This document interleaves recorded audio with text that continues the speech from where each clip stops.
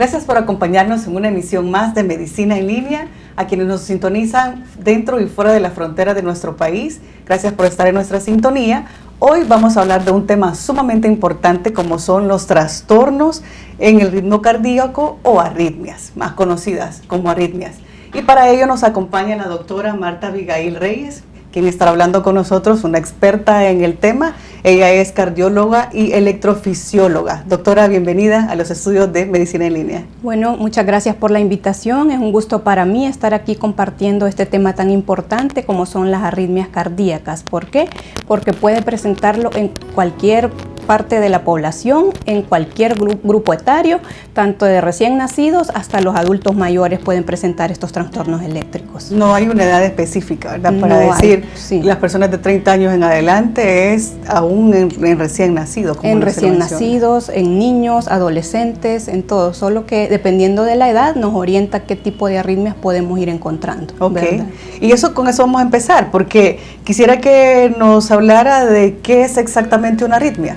¿Qué es y qué tipo de arritmias son las que se pueden o las que podemos padecer nosotros? Sí, tenemos que primero definir qué es un ritmo normal, ¿verdad? El ritmo normal es aquel que se origina el impulso eléctrico en la parte superior derecha del corazón y luego es transmitido por un músculo especializado de conducción hacia el miocardio ventricular para que se pueda dar la contracción eléctrica, y esto se da en una frecuencia regular de 60 a 100 latidos por minuto. Que eso es lo normal. Sí.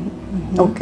Y entonces cuando hablamos de arritmias, ¿a qué nos referimos? Es toda aquella alteración, ya sea en la formación del impulso eléctrico o en la conducción del impulso hacia el miocardio, ¿verdad? O el músculo. Entonces todas estas alteraciones ya van a presentar un trastorno en lo que es el ritmo normal, y las alteraciones también en la frecuencia, que pueden ser ritmos lentos o bradicardias, y los ritmos rápidos o taquicardias, ¿verdad? Eso es importante porque a veces uno tiende a pensar que cuando usted está o tiene una arritmia es solo taquicardia, que eso está, la taquicardia, como se decía, es arriba del promedio de 100 latidos por minuto, sí. Pero está también la bradicardia, que son ya los ritmos lentos, y es cuando puede darse un bloqueo, ya sea en la formación del impulso o que este queda bloqueado en alguna parte del sistema de conducción. ¿Y las bradicardias normalmente cuánto es el ritmo que tiene el corazón? Ya menor de 60 latidos por minuto puede considerarse bradicardia, sí. Ok. ¿Y los tipos de arritmias que tenemos, cuáles son? Estos pueden clasificarse dependiendo del sitio anatómico de donde se originan. Si es originado en la parte inferior o ventrículo, se llaman arritmias ventriculares, y si se originan por arriba del músculo ventricular, se llaman arritmias supraventriculares, ¿verdad? Okay. Entonces así podemos tener diferentes tipos de taquicardia, tanto supraventricular o taquicardias ventriculares también.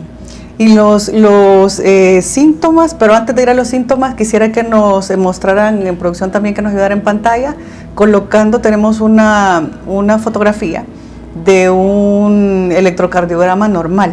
Sí. ¿Qué es lo que se lee en electrocardiograma cuando vamos a consultar? O sea, somos pacientes, en algún momento nos ha tocado, ¿verdad? Sí. Y a veces nos asustamos cuando vemos esas rayitas, por decirlo de alguna manera, en este examen, pero ¿qué es lo que ustedes descubren ahí? Cuando estamos buscando una arritmia cardíaca, vemos la regularidad del ritmo, ¿verdad? La frecuencia a la que está el latido, que no hayan latidos anormales o extrasístoles, ¿verdad? Y que no se presenten pausas o bloqueos de conducción. Eso es lo que se lee en el electrocardiograma. Vamos a leer. Y el que está normal tiene como el dibujo que traza el examen. Y latidos anormales, okay, ¿verdad? Que se originan de un sitio diferente del marcapasos normal que todos tenemos, ¿verdad? Y eso, hay diferentes ondas en el electrocardiograma que nos orientan si se ha originado en el sitio normal o viene de un sitio diferente. Okay. Igual tenemos el que está como anormal o tiene alguna situación que no es lo que debería presentar el examen. Sí, podemos también en los bloqueos ver pausas en las cuales no hay ningún latido cardíaco, y eso se tiene que correlacionar con los síntomas que el paciente presenta, ¿verdad? Y de acuerdo a eso pues ya se dirige el tratamiento. Ok. Doctora, háblenos también de qué es lo que provoca una arritmia. Bueno, dentro de la génesis de las arritmias son múltiples, ¿verdad? La mayoría puede ser porque un músculo del músculo cardíaco tiene actividad eléctrica anormal y genera un foco ectópico o foco extra al normal que genera latidos cardíacos, y eso puede originarnos las llamadas extrasístoles tanto de la parte superior como de la parte inferior, y si estas son sostenidas pueden darnos lugar a las taquicardias, ¿verdad? Eso es uno de los mecanismos. Otro de los orígenes puede ser en pacientes jóvenes o en niños que ya nacen con un cable eléctrico anormal, y estos cablecitos pueden dar origen a circuitos de taquicardia y dar episodios paroxísticos de taquiarritmias, ¿verdad? Así tenemos los pacientes que tienen el llamado síndrome de Wolff-Parkinson-White, que es un tipo de arritmia en el cual el paciente ya nace con un cable accesorio, ¿verdad? Ese es de fábrica, como ya diría viene, uno. Sí. Y otro dato importante es en aquellos pacientes que ya tienen una enfermedad cardíaca, ¿verdad? Que ya tengan una miocardiopatía, que el corazón esté dilatado o grande, o que ya presentó un infarto agudo al miocardio en el cual ya queda una cicatriz o un foco de fibrosis dentro del músculo, y estos foquitos de cicatriz son los que pueden dar origen a arritmias que por lo general tienen un comportamiento maligno. La fibrosis es eso, ¿verdad? La cicatriz que se queda, que tienen, sí. O cuando a veces tiene alguna cortadura o algo que cicatriza, pero queda como levantadito. Sí, igual sucede en el músculo, queda esa área que es como la célula ya no es funcional y puede dar orígenes a esos latidos anormales o taquicardias.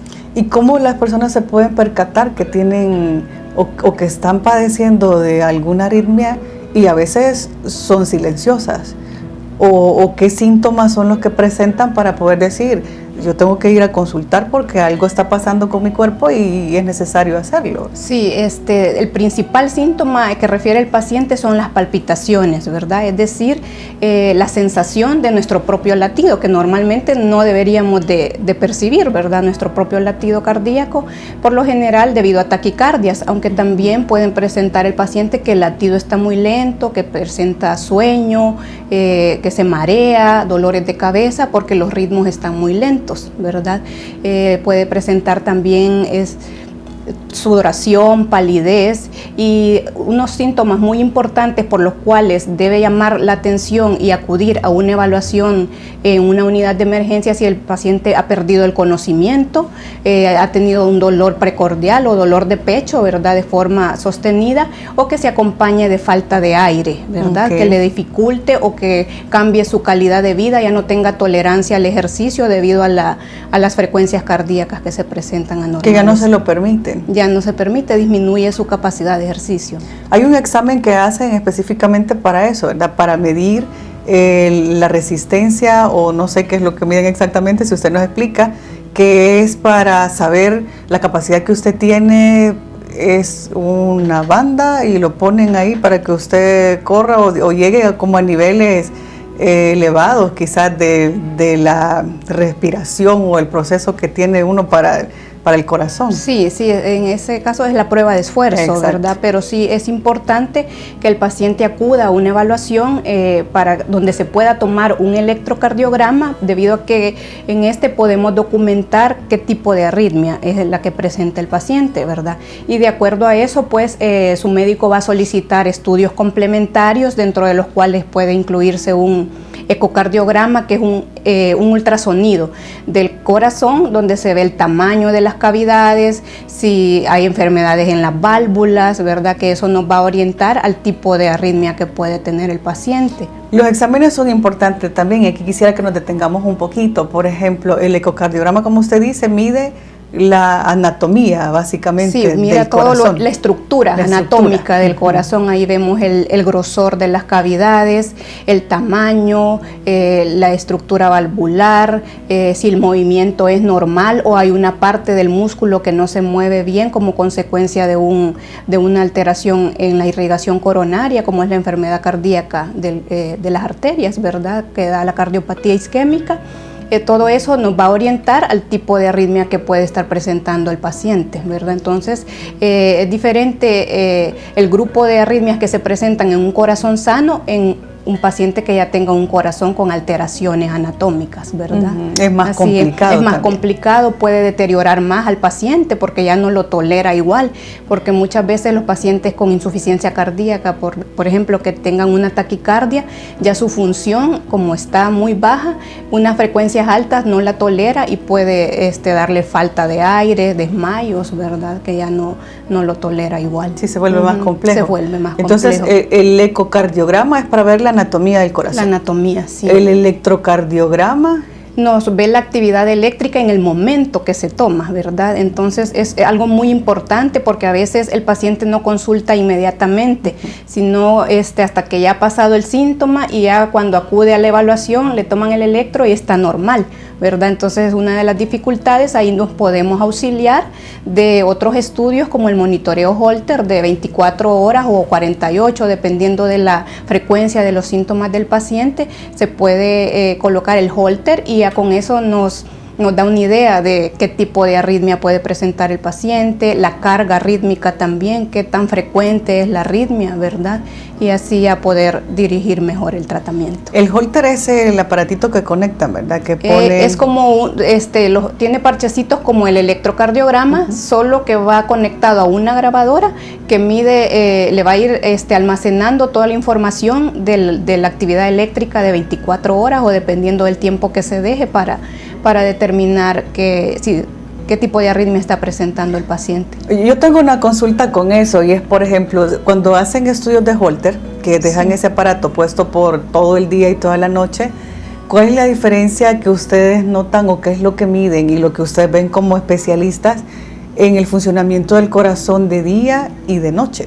Porque supongo que lo dejan así por el lapso de tiempo porque no tiene un comportamiento igual. Sí, nos da la idea de que en qué horario es más frecuente la arritmia del paciente, si es más durante las horas del día, ¿verdad? O cuando ya está en reposo, en la noche, porque hay arritmias que pueden presentarse que son predominio nocturno, como la fibrilación auricular, que tiene un componente vagal que puede presentarse más durante la noche, ¿verdad? Eso es interesante, sí, para que también las personas que nos miran sepan, porque de repente si estamos dormiditos y hay algo que nos sucede, es como, creo yo, menos controlable o es más evidente en síntomas de arritmias que pueden presentarse durante el día. O cómo se comporta durante la noche. Muchas veces puede presentar, la taquicardia puede presentarse en la noche y despertar al paciente, ¿verdad? Entonces, pero otras que no producen síntomas, pero sí lo graba en el monitoreo Holter. Entonces eso es muy importante porque puede que el paciente no lo haya percibido, pero sí lo logramos documentar en el Holter de 24 horas. Para darle un tratamiento Para adecuado. Darle un tratamiento específico más dirigido, ¿verdad? Ok. Háblenos también que ya lo mencionó un poco, sobre las complicaciones que pueda tener una persona. Que si yo tengo arritmia y sé que la tengo y no recibo el tratamiento adecuado, ¿qué puede generar o qué puede ocasionar esto? O sea, una arritmia maltratada. Dependiendo del tipo de arritmia que se presente, ¿verdad? Así pueden ser las consecuencias o las complicaciones que se pueden presentar. Digamos, en pacientes jóvenes que tengan taquicardias supraventriculares, una limitación de su actividad física, ¿verdad? No pueden practicar ningún deporte porque las frecuencias rápidas los limita, entonces tiene que suspender, descansar.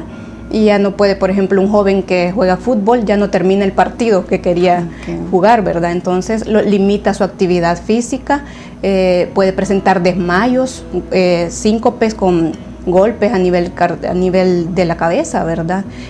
Y si las arritmias son en pacientes ya con una cardiopatía estructural o insuficiencia cardíaca, pues estos pacientes, si tienen arritmias malignas, pueden tener muerte súbita, ¿verdad? Si no se da un adecuado manejo. De hecho, hay muchos casos de atletas, de gente que se dedica a hacer deportes que han fallecido, varios futbolistas en el campo de juego, sí, por paros cardíacos.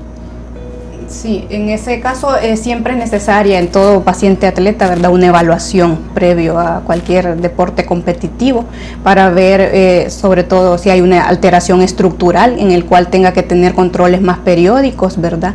Porque si hay una alteración estructural, que el músculo esté muy grueso, ¿verdad?, que ya se haya adaptado fisiológicamente al ejercicio, también se pueden presentar algunas arritmias, ¿verdad? Entonces siempre es necesaria una evaluación cardiológica. Ok, en este caso no funciona solo con decir, yo, o sea, me veo saludable, hago deportes, siempre he practicado deportes, no tengo sobrepeso, pero las arritmias van un poco más allá. Entonces. Sí, van más allá, ¿verdad? Sí pueden presentarse de forma asintomática, entonces en estos pacientes que hacen deportes de alto rendimiento es necesario siempre una evaluación para ver si no tienen alteraciones estructurales o alteraciones del ritmo.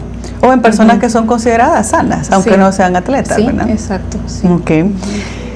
¿Cuáles serían también algunas recomendaciones? Porque hay como alimentos o ciertos medicamentos que son contraproducentes para las personas que padecen de algún tipo de arritmia. Si nos conversa un poquito al respecto. Sí, hay medicamentos, por ejemplo, los más usados que son los antigripales, ¿verdad? Que a veces se abusa, la pseudoefedrina o la fenilefrina, sí pueden darnos taquicardia, ¿verdad? Que en un paciente que ya conocido por arritmia cardíaca debería de evitarlo, ¿verdad? Okay. Algunos alimentos, pues dependiendo de la sensibilidad del paciente, la cafeína puede desencadenarle las arritmias, el alcohol, algunos estimulantes como la taurina, ¿verdad? O el que lleven cafeína también deberían de evitarse, pero como le digo, dependiendo de la sensibilidad. Hay pacientes que toman hasta 3 tazas de café y no modifica su arritmia, sí. Pero el paciente tiene que decir qué es lo que le aumenta o disminuye. Es bien individual. Es una reacción ya individual. Bien personalizada.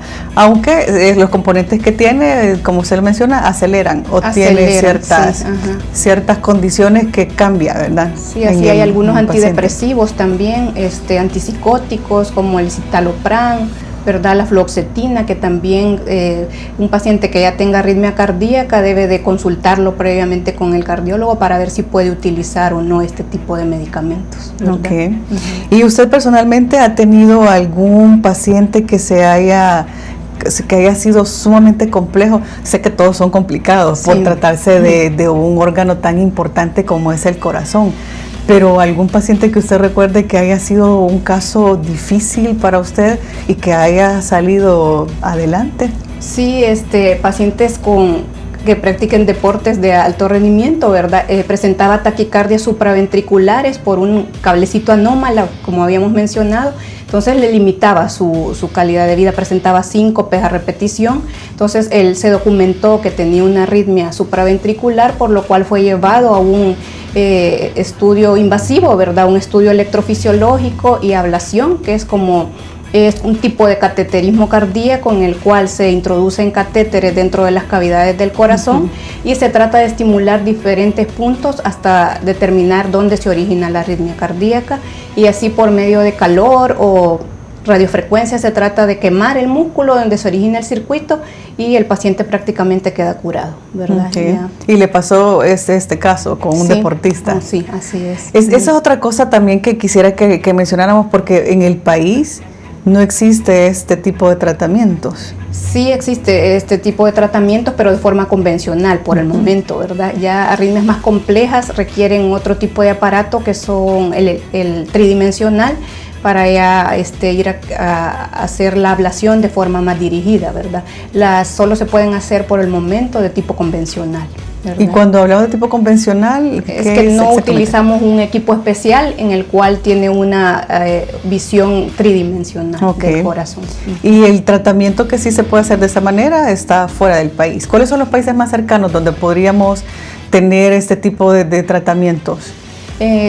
Tenemos Panamá, Costa Rica, México, ¿verdad? Donde sí podría realizarse. Ok.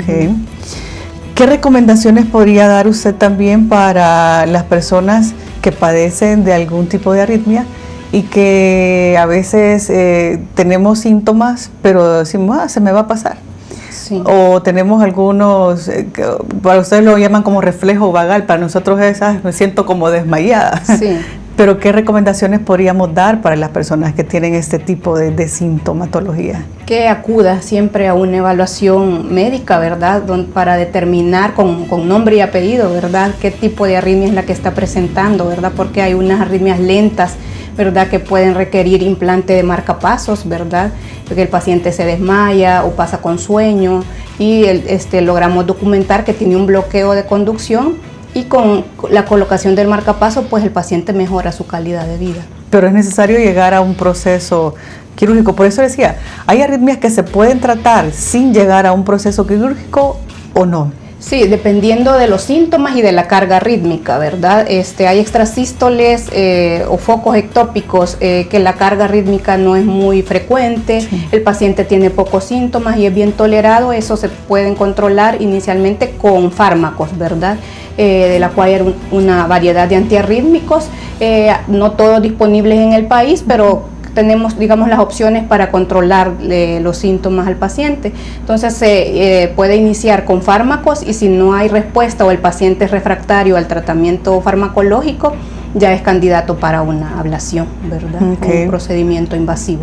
Okay. Pero sí se puede tratar entonces sin llegar a un proceso, porque a uno le asusta, ¿verdad? Decir, sí. Llegar a un consultorio y que le digan, mire, le vamos, sobre todo de un órgano, como repito, tan importante como el corazón, que pareciera, incluso antes de iniciar la grabación, le comentaba a usted que para mí el trabajo que hacen los cardiólogos es sumamente complejo por lo que implica el órgano, hablando del corazón, ¿verdad? Sí, es el que nunca para de trabajar, ¿verdad? De ahí depende todo.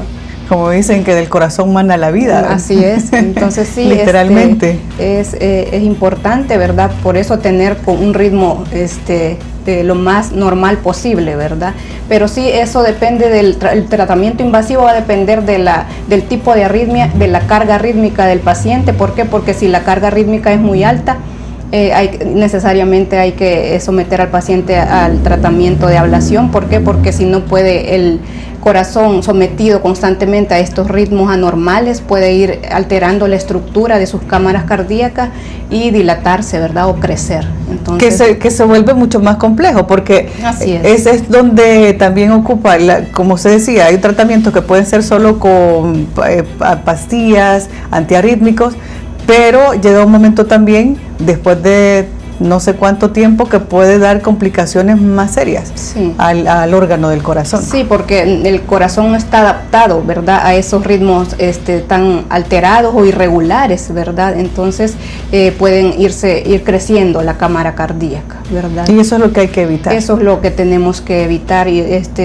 dentro de las recomendaciones también que daríamos es un adecuado control en pacientes hipertensos, ¿verdad?, diabéticos, que tengan un adecuado control, porque si no también estas patologías pueden dar origen a una arritmia muy frecuente como lo es la fibrilación auricular, ¿verdad? Que la importancia de es que está ligado a insuficiencia cardíaca, fenómenos embólicos o eventos cerebrales, ¿verdad? Porque se ha formado un coagulito dentro de las cámaras cardíacas debido a que una de las partes del corazón ya no se contrae de forma adecuada, sino que lo hace de forma irregular, ¿verdad? Entonces la sangre en esa parte del corazón circula de forma muy lenta y puede dar origen a la formación de trombos o coágulos que pueden migrar al cerebro. Eso es muy peligroso. Eso es muy peligroso, ¿verdad? Porque puede dejar secuelas. Entonces, en este tipo de arritmias también debemos ayudarnos de tratamiento anticoagulante, que es para medicamentos que tratan de adelgazar la sangre para evitar que durante los episodios de arritmia el paciente forme coágulos que puedan ser enviados a cualquier parte del cuerpo.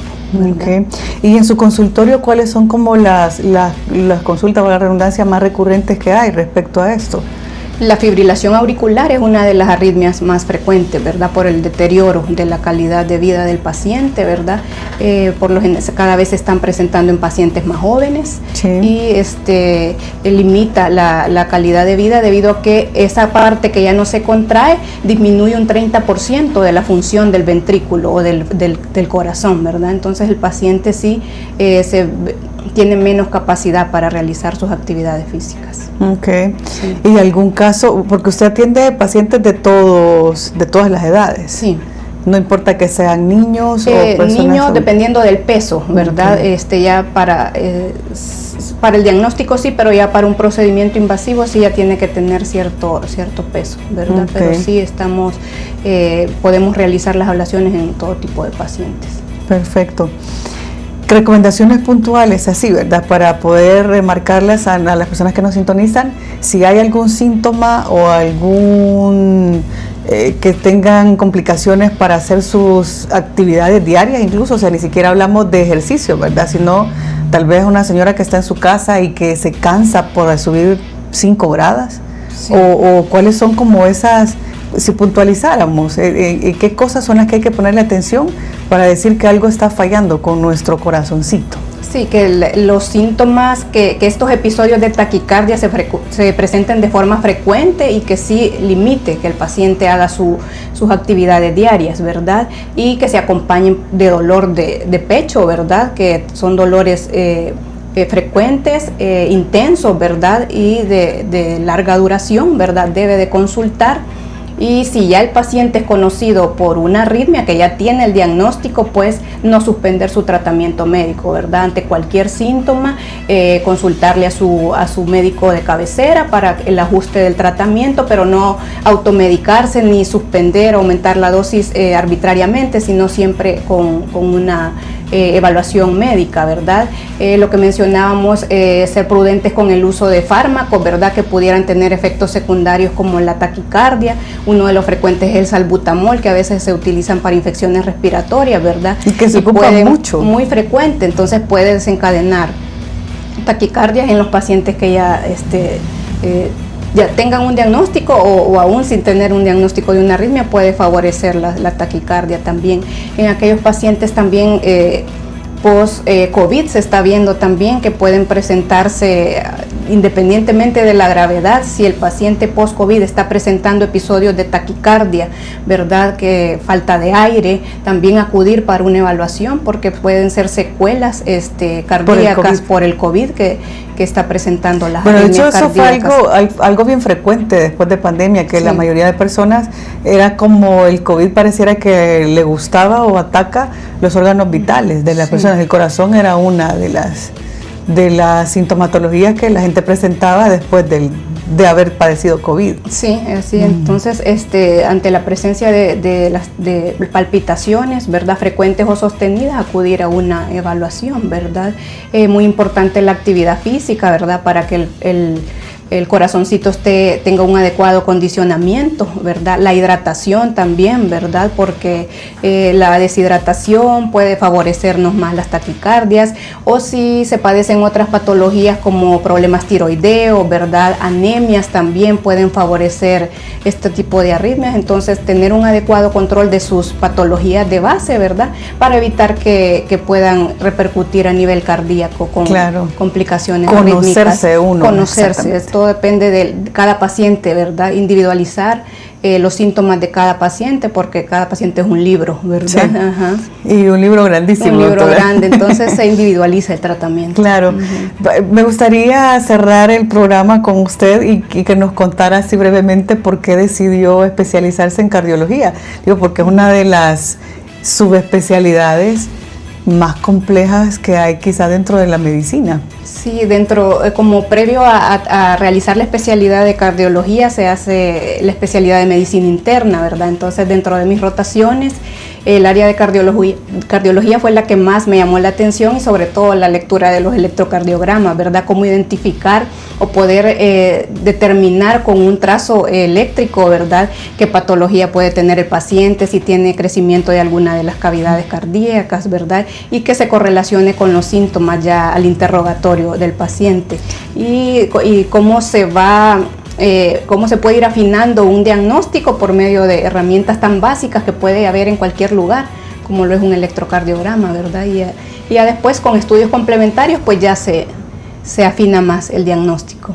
Sí, porque la veo y, o sea, se nota que le gusta, sí, que le gusta lo que hace. Muy interesante, claro. Sí. Y también la acción que tienen que tener, la reacción ante un paciente, ¿verdad? Porque no son como otro tipo de enfermedades que se pueden tratar o deja cierto tiempo, pero esto es una reacción inmediata. Rápida. Como le digo, hay arritmias que tienen un comportamiento maligno que si son sostenidas y el paciente tiene hipotensión o inestabilidad hemodinámica, le llamamos, ¿verdad? Entonces puede requerir en el momento que se realice una cardioversión eléctrica, es decir, aplicar un choque eléctrico para tratar de revertir la arritmia cardíaca que se presente. Entonces, ante cualquier anormalidad, síntomas persistentes, si ya tiene una enfermedad cardíaca de base y presenta síntomas de arritmia, acudir a una evaluación, ¿verdad? Para determinar a un especialista para que le pueda determinar qué tipo de arritmia presenta. Muy bien. Y si las personas quisieran ubicarla, doctora, ¿dónde la pueden contactar? Estamos en Plaza Villavicencio, en el tercer nivel, local 34, y pueden hacer las citas al 2264-8760, ¿verdad? Y con gusto les atenderemos. Bueno, ahí está. Tienen los contactos de la doctora también, por si alguna vez quisieran visitarla, consultar. Si tienen alguna sintomatología de lo que ya mencionamos acá en el estudio, pues es importante acudir al especialista, porque esa es otra cosa, ¿verdad? No es ir con cualquier médico, sino al especialista que corresponde para abordar específicamente lo que estemos padeciendo. Así es. Bueno, recuerden que también pueden escribirnos al 7599-9181 y pueden dejar ahí sus recomendaciones si quieren que abordemos alguna temática específica. Con gusto la retomamos. Doctora, ha sido un verdadero placer que esté acá en los estudios de Medicina en Línea. Gracias por su tiempo y por haberse tomado pues el espacio para poder hacer estas recomendaciones a toda la población que nos mira a través de nuestros medios digitales. No, gracias a ustedes por la invitación, ha sido un gusto, ¿verdad? Gracias también y esperamos tenerla nuevamente con nosotros. Claro que sí. Feliz noche. Bueno, gracias. Bueno.